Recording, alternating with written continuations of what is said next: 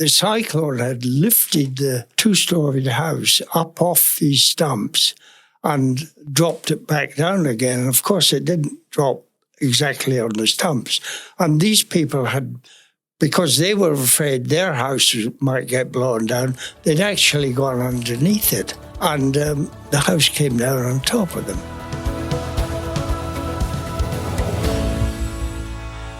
There is rarely a life untouched by hardship or challenge. On this podcast, we invite our guests to share their very personal stories. We harness the wisdom and resilience of our guests, which has shaped who they are today. Carl Rogers said, "That which is most personal is in fact most universal." Together we'll be inspired to embrace the resilience in our own stories and to gain strength in the face of adversity and have a few laughs along the way. Hi, I'm Donna. And I'm Di. We are the Double Ds and welcome to the Discovery Diaries. We acknowledge the Whadjuk people of the Noongar Nation as the traditional custodians of the land on which we are recording this podcast. We pay our respects to the elders past and present and acknowledge their spiritual connection to family and storytelling. Both Donna and Di were born here on these lands. We are grateful to draw on the culture of telling and sharing stories, and we hope that you will draw inspiration from the stories that are shared here. Today's episode is with Lawrence Brown, also known as Laurie Brown. He was born in Scotland and travelled to Perth in Western Australia when he was 17 years old in 1952. A couple of weeks later, after he arrived, he went up to the northwest of Western Australia, several thousand kilometres away, and he worked there in a variety of jobs. Laurie has had various careers throughout his life, and he worked for decades in the Western Australian public service. Laurie now lives in Adelaide in South Australia, where he has been retired for many years, and he enjoys different activities in his retirement, including weekly drawing classes. So Laurie's long life, we couldn't talk about everything in this episode, but we did talk about a few key moments and a few key stories about life back in the 60s and 70s in the northwest of Western Australia. And I hope you enjoy some of these stories and hearing Laurie's life adventures as much as we did. So welcome, Lawrence. And I'm noticing you wearing a lovely tartan, maybe not tartan jacket. Where's your heritage, Lawrence? Wardy. Oh, Wardy, yeah. It's near Granton. I know exactly where you are. Do you? I do indeed. Oh. Yeah. Well, welcome, Lawrence. It's lovely to have you with us. And your lovely jacket is reminding me of the motherland. Oh, very pleased you're impressed with it. So, Di, I know Laurie because we worked together for a very long period. And Laurie, I don't know if you remember, but we shared an office. It wasn't really an office. It was an area where we both sat together. And I was a graduate and you were there as well. And I do remember that our boss at the time came in one day and he said, "Laurie, today's the day. You've got to turn that computer on and learn how to use it." Do you remember that? Well, I don't actually, but I know I resisted. Yes, and so that's how long I've known Laurie. It was back in the days when computers were just coming in, so that shows how old both of us are. But, so we shared an office for a long time and we also have done some orienteering type activities together as well. So it's great to see you again, Laurie. Laurie is visiting at the moment over from Adelaide. Yes. So, Laurie, I know that you came to Australia in 1952? Yes. And you came over on a ship from Scotland, but you only stayed in Perth for a couple of weeks and then you ended up in Broome, is that right? No, I ended up firstly in Marble Bar and in a tin mine at a place called Nullarbubblika, which was about 50 miles out of Marble Bar. Okay, and then so tell us about how you ended up in Broome, which is in the far northwest of Western Australia. Well, when I was 11 years old, my father, who was the head waiter in a 5-star hotel, shot through with a 16-year-old girl, and he was 47. And my mother had a really tough time. There was my two brothers were at sea. one was in the Merchant Marine, the other one was in the Royal Navy. And if it wasn't for the few pounds that they could, on occasion, send home, there was no money. No. My mother did get a job later as a barmaid. She'd been a waitress before she got married. So was it just a sense that there was no money about, you needed to make some money and that was an opportunity that you could take? No. I was only 11 years old then when that happened. And when I was about 15, my mother remarried somebody who was one of her boyfriends before, when she was in her teens or something. This guy's wife had died. And he had a son who was about 18 or something. And so he took my sister and I, and my mother married him. But he didn't have much time for me. But he organised and arranged for me to come to Australia and start an apprenticeship with the West Australian Government Railways as an electrical fitter. He was an electrical engineer, actually, and he worked in Liverpool for the Mersey Docks and Harbour Board. But he didn't have any time for me at all. So it was all arranged for me to come to. But when I arrived in Fremantle, I arrived on the SS Maloja, Maloja, it's pronounced Maloja. It was a P&O ship. It got broken up 2 or 3 years after the trip I did. It arrived in Fremantle on the 1st of September 1952, and 1st of August, beg your pardon, and I just turned 17 then. And when I fronted up to the Midland Railways workshop, they said, "Sorry, son, we're not putting on any apprentices at the moment because all our metal workers, all our fitters and turners are out on strike." I said, "Well, it's all arranged for me." He said, "I know that." I said, "I've got 5 shillings in my pocket and I've got no place to stay." Oh, he said, "Hang on a minute, wait there for a while." And away he went, and he come back and he said, "We've arranged for accommodation on a job for you. And when the strike's over, you can start your apprenticeship." Right. And the job was a yardman in the Midland Junction Hotel. And I had a room to sleep in and meals.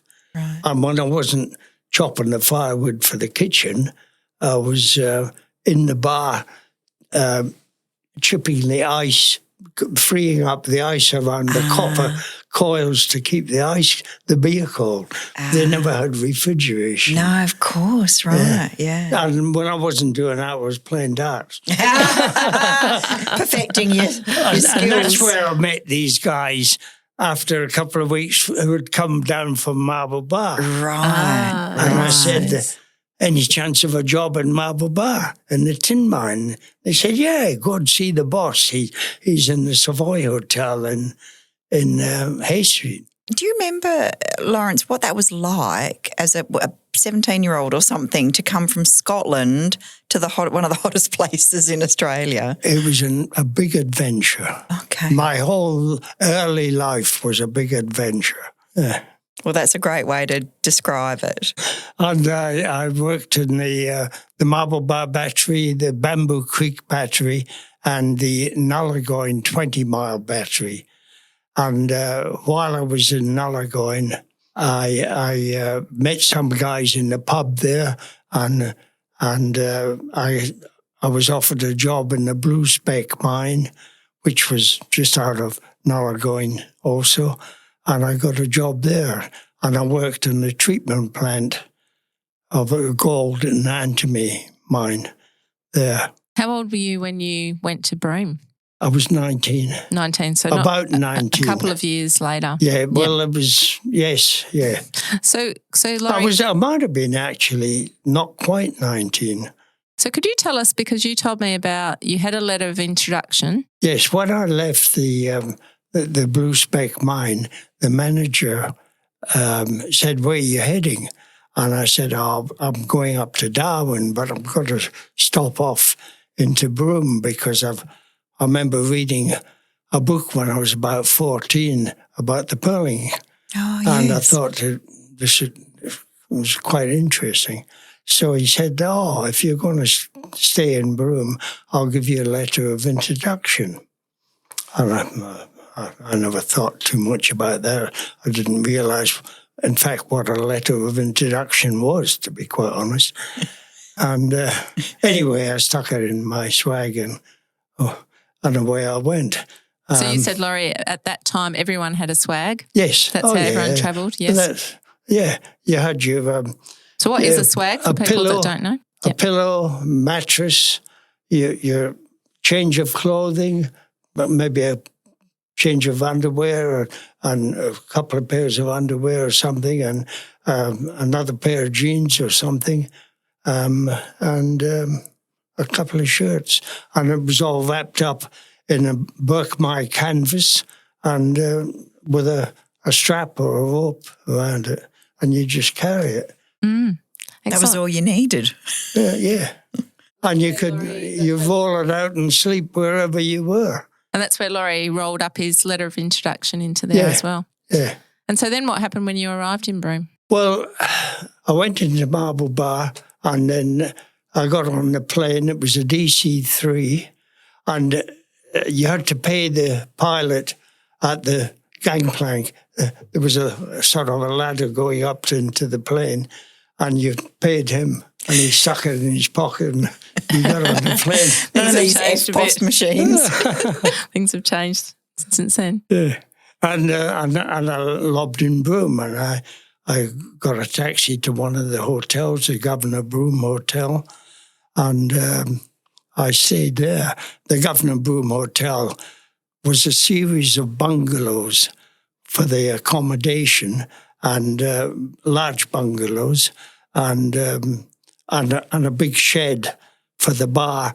At one end was a U-shaped bar against one wall, and there was a veranda on the front and side, and the rest of the hall, the shed was a long hall with a piano down the end, and they used to have dances and.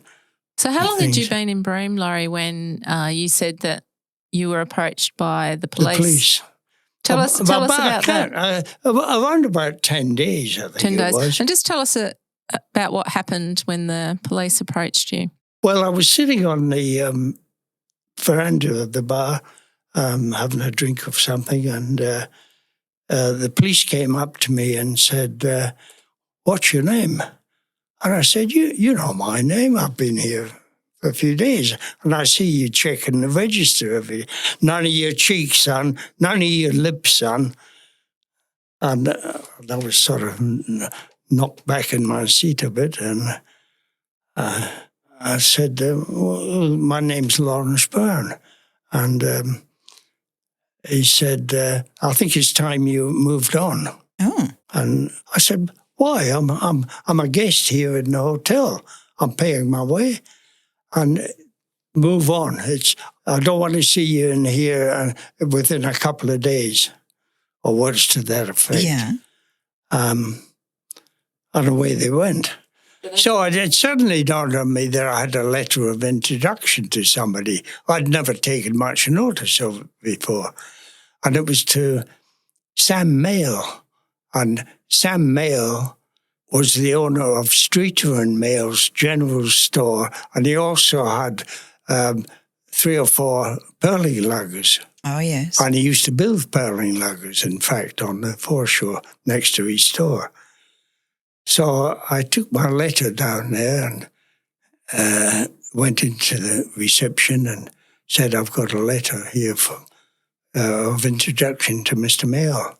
And the reception said, take a seat and I'll be with you in a minute. So she went and took the letter away, and a few minutes later, Sam Mailback comes bouncing out. Laurie, he said,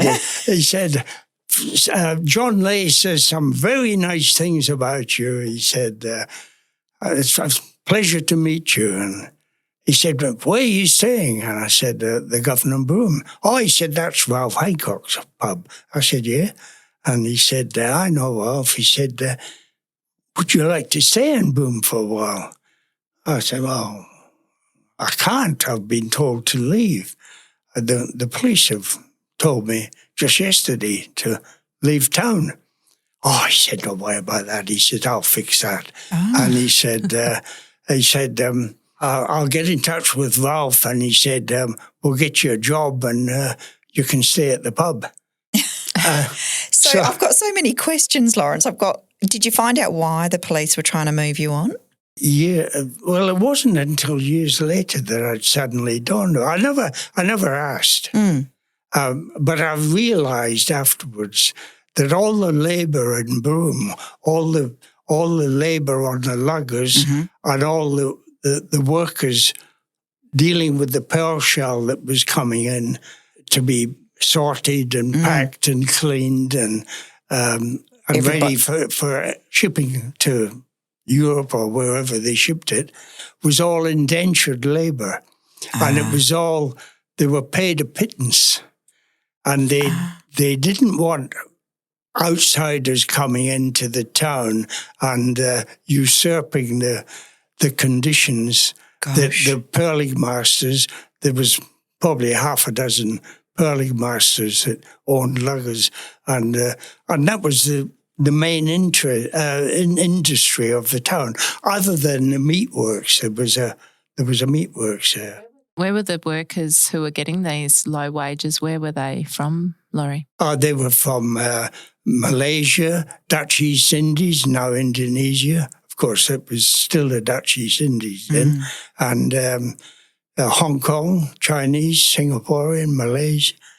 Yeah, and quite a number of Aboriginals too. And that's where Broome does have that real multicultural background, doesn't it? Yeah. And so what did you end up doing with your boss that then became your boss? What kind of work did you end up being involved in? The first job I got was whitewashing the roof of the Governor Broome buildings. That would have kept your Scottish skin out in the sun. Yeah. I hope you had a hat. I had a big hat on. and of course the glare off the existing whitewash. Yeah. And I did that for however long it took, a week or a couple of weeks maybe. And then I was made the manager of the cool drink and an ice factory. Oh, that sounds like the best job in the world. And I had that would have been a good job in Broome. Two Aboriginal offsiders, and I used to make up the syrups, and they would put a little cup, a couple of spoonfuls of the syrup in all the bottles, and then fill it up and put a crown seal on them. And you also, at one stage, you owned a taxi in Broome, didn't you? Oh, yeah. Well, I had many jobs in Broome. Yeah, Jack of all trades. I had a taxi at the age of 21. But prior to that,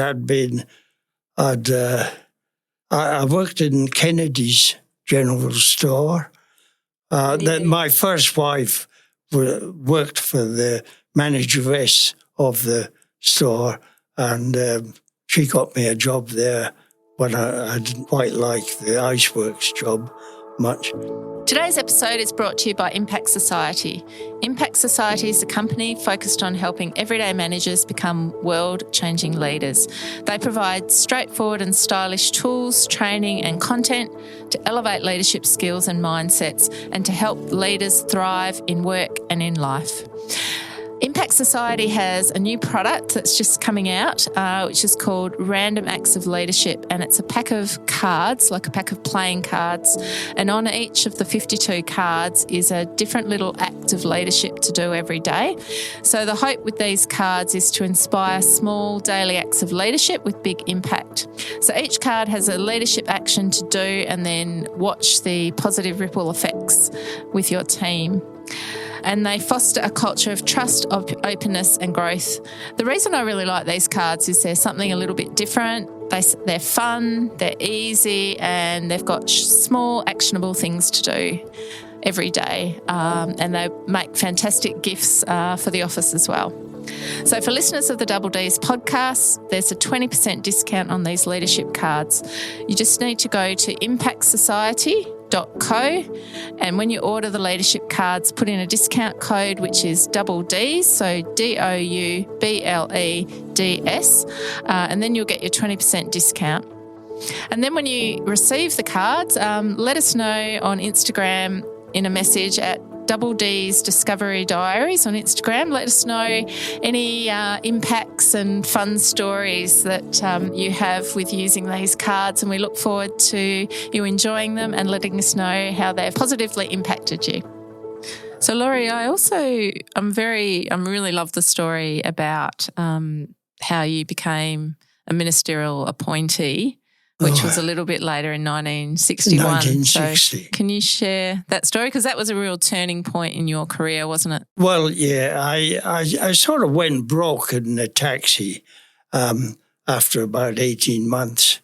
It was multiple hiring in Broome, so you could bring however many people you could cram in your taxi, and it was 2 shillings to go anywhere in Broome. And it was...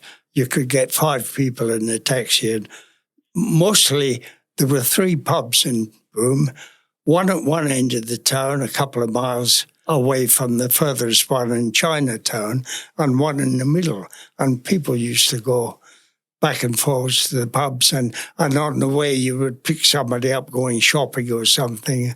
The shops were mainly in Chinatown, but there was a couple of other shops scattered around the town. And I went broke after because the girls wanted free rides after a while. And you couldn't... I couldn't handle it. Well, the bank couldn't handle it. Well, yeah. But I paid off my taxi in 12 months, one way or another. And thereafter, when I lost that, when I went broke on there, I was offered a job as a taxi driver in Derby. Oh, okay, yes. So yes. I moved over to Derby, which is about 100-odd miles away. And yes, because that's when you became the ministerial appointee. It was in Derby, wasn't it? It was in Derby. Yes. When I got there, the job fell through. Somebody else had already been engaged as a driver. So I had nothing. I applied for a job with the Public Works Department, and they took me on as a labourer, and I was digging trenches with another gang of Aborigines, and we were laying pipelines around. And the Public Works Department was a government department that used to build all the infrastructure, wasn't it? Yes. It was the Public Works Department in the Kimberleys was referred to as the Northwest branch of the Public Works Department. My dad actually worked in the Public Works Department for a long time as well. Right. Yeah. So how did it come about this ministerial appointment? After a while, I was digging trenches, and the truck driver left or something, and I was offered that job, which I took, and I was driving the truck and delivering people to and equipment to the different various jobs that were being done around Derby.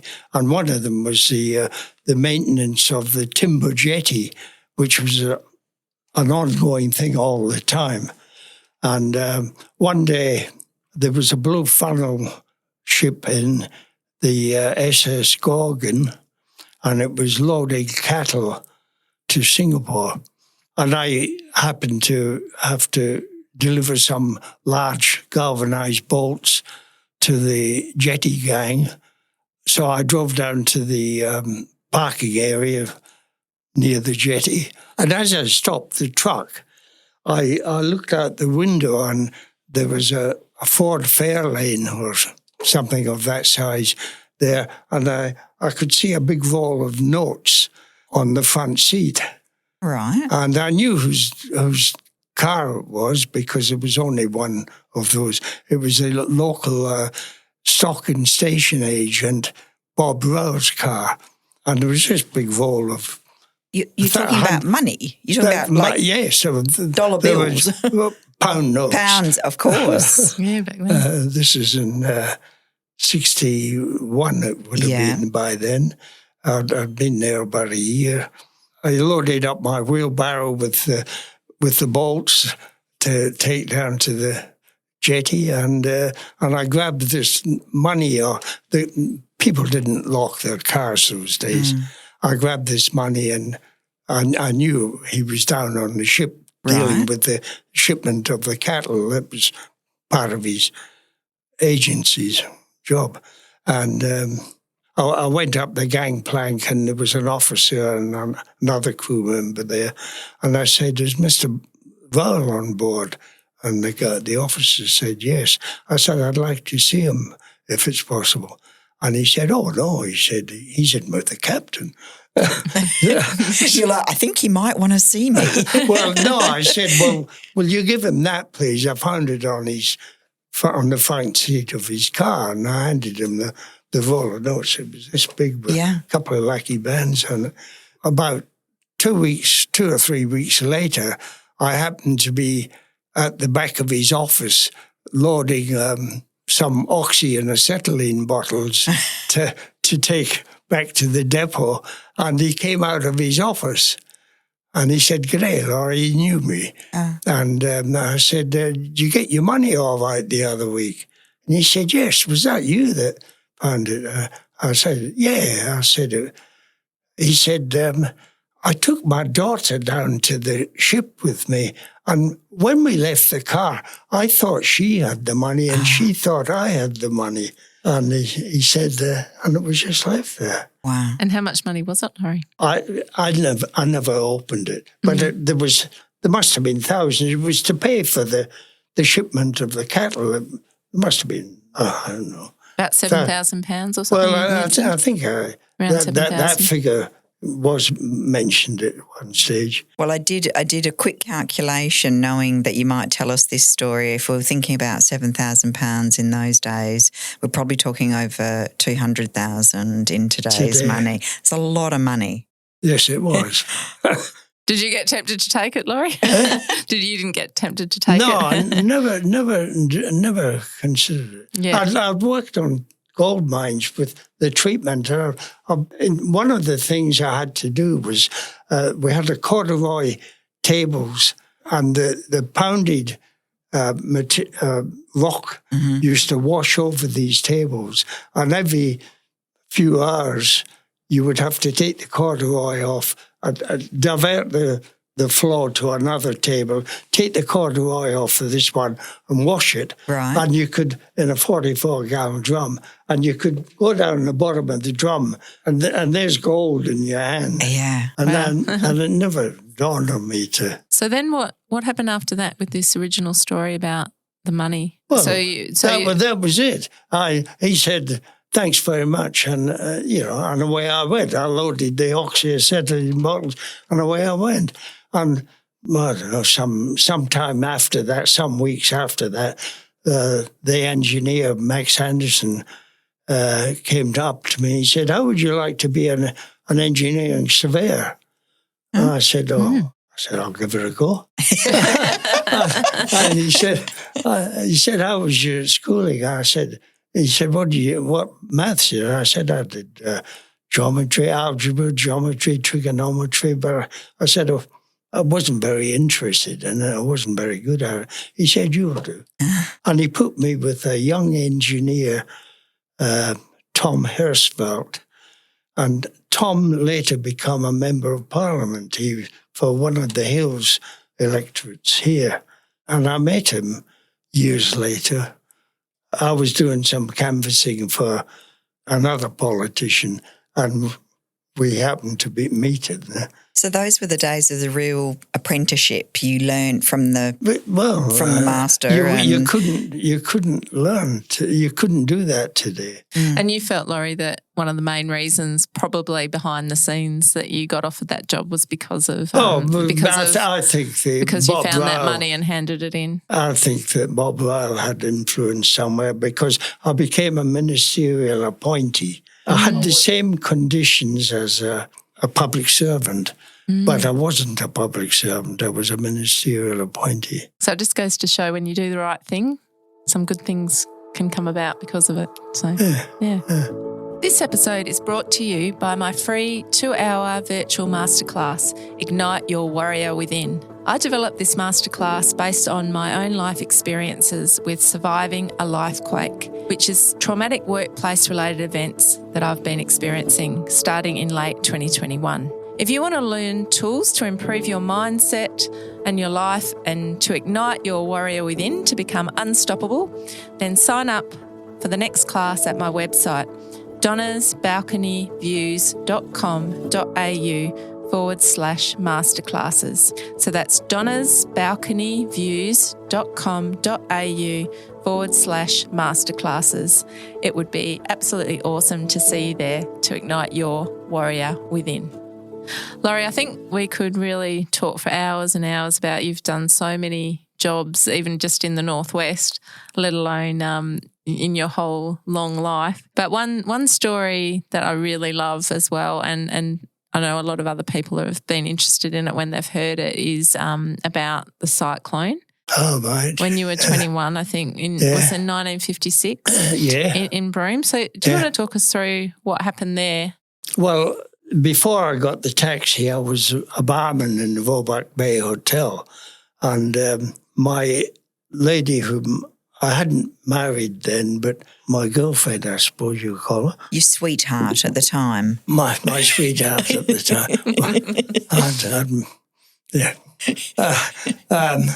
She lived in Sheba Lane, which was alongside Kennedy's store. And Kennedy's store is just around the corner from the Vorbach Hotel on top of a sandhill, raised above the general level of Broome. And then there was a police station across the road, and then another house where my girlfriend actually worked as the housemaid at the time.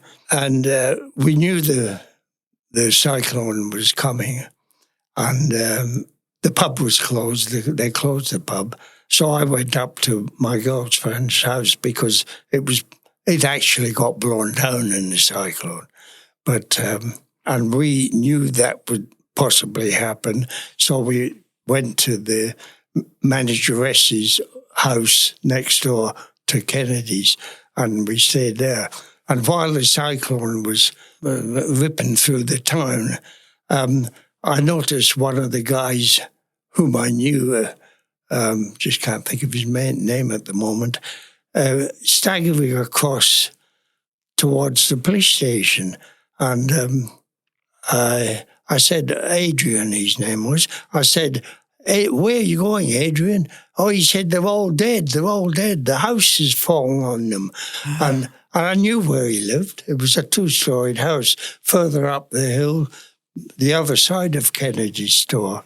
So I raced out and around to where he lived. This was during the cyclone, wasn't it? During the cyclone, but you could still, there was sheets of iron and stuff flying around, and and what had happened, the houses there were built on concrete stumps about this high, and about a metre high. Yep. Well, a bit lower than a metre. Mm-hmm. And the cyclone had lifted the 2-storied house up off these stumps and dropped it back down again. And of course, it didn't drop exactly on the stumps. And these people had, because they were afraid their house might get blown down, they'd actually gone underneath it. Oh. And the house came down on top of them. Oh, gosh. And there was about I can't remember exactly. There was 4 or 5 people, and one lady was pregnant. And I went next door to a Japanese.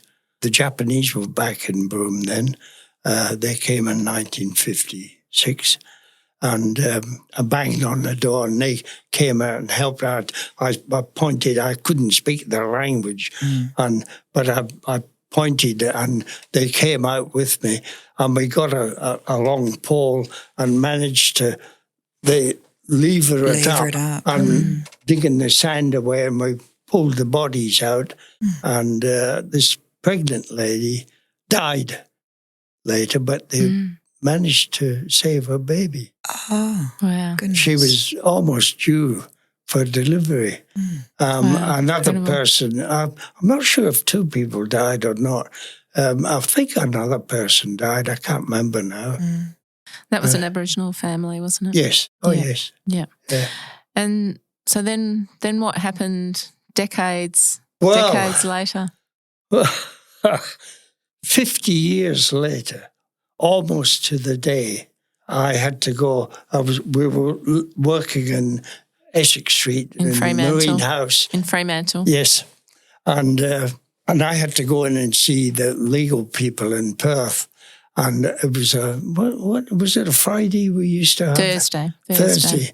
We used to have a luncheon with a glass of wine, and then go back to the office. And, now you're telling tales, Lawrence. well, it wasn't really tales. Those Back in days the it was day. an accepted thing. Those were the days. Those eh? were the days, yes. Anyway, I distract you from your story. No, not at all. And I was late getting back, so everyone else had their lunch and gone back to work, and so I sat down in there and I ordered whatever it was, and as I was sitting there eating, I noticed a group of Aborigines come in, and one of them was in a wheelchair, and they were looking for a place to park the wheelchair and still all sit in the same place without blocking the thoroughfares. So I could see that there wasn't anywhere unless I moved. And I said, would you like to sit at this table and I'll move over there? And they said, oh, thank you very much. And, and they all sat down and I carried on eating. And I saw them go up and order their food. And I thought, wow, they're ordering roti prata. That's a very hot Malaysian dish. And I thought, that's not right for Aborigines to eat. They must come from Broome. That's where they would get that sort of food. So as I was leaving... So you've got your curiosity's really peaked now, isn't it? Yes, and as I was leaving, I had to go past the table, and I said, I couldn't help but notice that you ordered roti prata. I said, are you from Broome? And they looked up and said, yes. And I said, I worked in Broome. I was in Broome, for 12 years in total. And I said, what's your name? And this fellow said, I can't remember his Christian name, but he said, Joe Portolano. I said, I knew your dad, Alf Portolano. He was a plumber. And he said, that's not my dad, that was my granddad. and I mentioned about the cyclone. And as I was talking about it to this guy, the woman who was, he was on the other side of the table, and the woman next to me stood up and put her hand on my shoulder, and she said, I was that baby. No. Yeah. Wow. She said, I was that baby, and it was 50 years to the day. What? That's extraordinary, Lawrence. Yeah.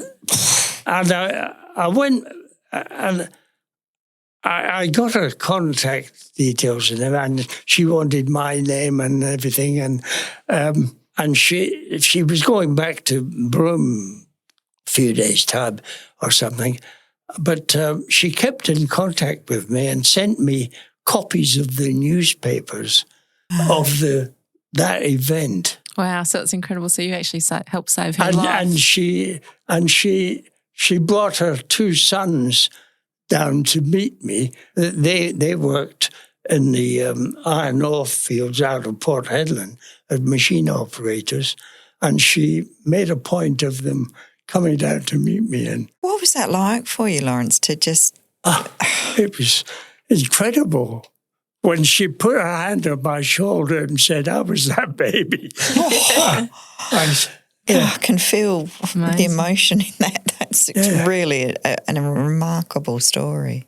And you could have easily had that situation but not actually gone and spoken to them, and you never would have known. No. So it was all quite incredible, wasn't it? It was just by observing what they ordered. Yes. That's what prompted me to...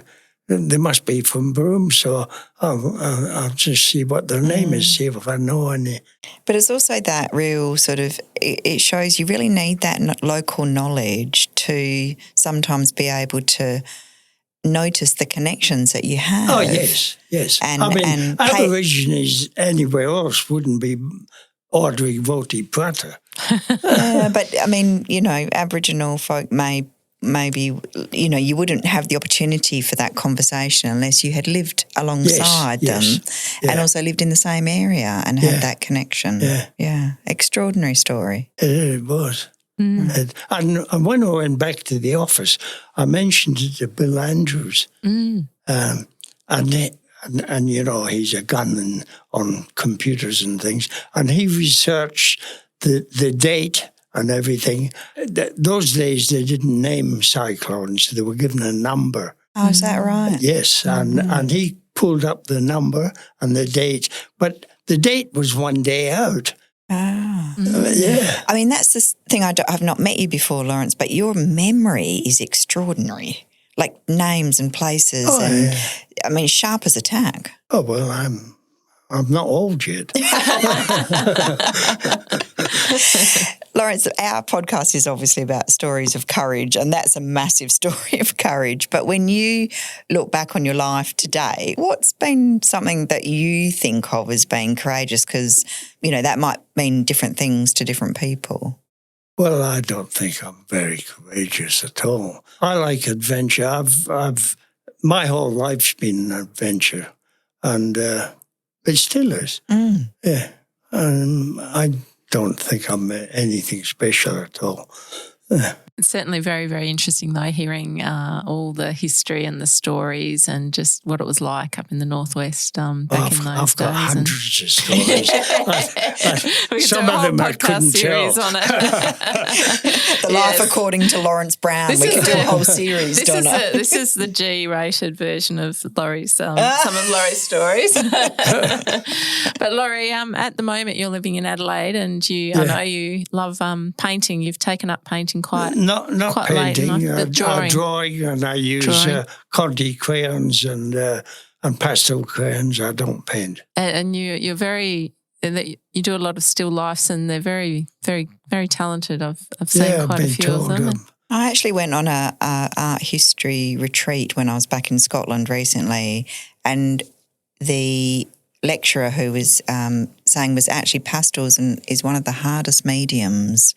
So it's very underrated in terms of the skill that it takes. So I'm a self-taught artist, and I find it pastels and Conti crayons and charcoal, compressed charcoal and things. Well, maybe we can share one of them with our listeners if you'd be open to that, Laurie, sometime. Now I've put you on the spot. So Laurie was also very famous back in the day for he used to rollerblade around Fremantle, and he was quite well known for that. He was actually on the front page of the local paper, and even at Christmas time he used to wear a Father Christmas outfit with his rollerblades. So, well, Martin Baird told me a story, and he brought it up today at lunch. I had a lunch today with some of my old workmates, and Martin Baird says, I remember the time I was in Canada. He and his wife were in Canada, and we were ordering a meal in a restaurant, and the people in the next table said, "Oh, you're Australian, are you?" They had overheard him speaking.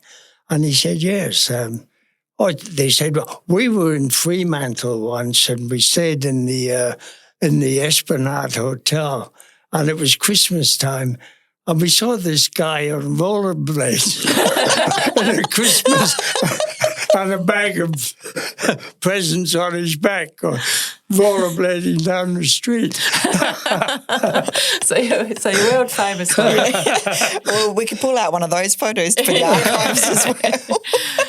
Yeah, well, I think there's going to be a few more people listening to your stories because, this podcast goes all around the world now. So, yeah, but it's been absolutely fantastic, Laurie. Is there any parting words you'd like to leave anyone with about living life to the full or adventure or anything like that? Or be straight as a die and enjoy life. Yeah, absolutely.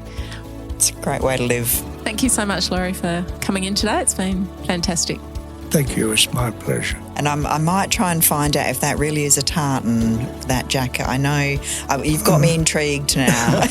I'll have to do some research. There's some similar, but not the same. Not the same. Well, there you go. So you better have to take a close-up photo. I will, yeah. Yeah, great to have you in today, Lawrence. Thank you. Thank you. Thanks very much, Laurie. Thank you. Thanks so much for listening today. We really appreciate you, our listeners. Please like and follow us and share in whatever medium you're on. That really supports us. But we also would love to hear from you if you have a guest that you think would love to share their story. We'd love to do that so that we can get even more stories of courage and resilience out into the world. Well, there's obviously so many stories Laurie could have shared with us, Donna, and, I loved what came through for me actually was that respect and, attention and curiosity that he had working in rural areas, but also for Aboriginal people, and, the story about pulling a woman out of, after the cyclone. And I know maybe I felt a little bit of discomfort maybe with the term Aborigine, but Lawrence has got such a deep respect for Aboriginal people, and then to have met, I actually felt very emotional when he was telling us that story, and the hand on the shoulder, and it was very moving. Oh, absolutely. When he told us on that day what had happened, it was really amazing. That was when I first thought it'd be great to have him on the podcast at some stage to share that story and some of the other things. It was a real kind of frontier place, the Northwest, especially in the 50s and the 60s, and lots of people, especially in Broome, from different cultures and different backgrounds. And so I'm really pleased that it gives people a little bit of a sense of what it was like. Yeah, and because Laurie's got such an incredible memory, it's like an oral history. It's an archive, isn't it? The parts of his story to have such a sharp memory of all those years ago and what was happening, and the deep exploitation actually of people involved in the industries. Yeah. So when he told me earlier about this story about why they wanted him to leave town, that was also quite confronting. But it's a part of the history that we have. Yeah, it was such a pleasure to have him on. Absolutely.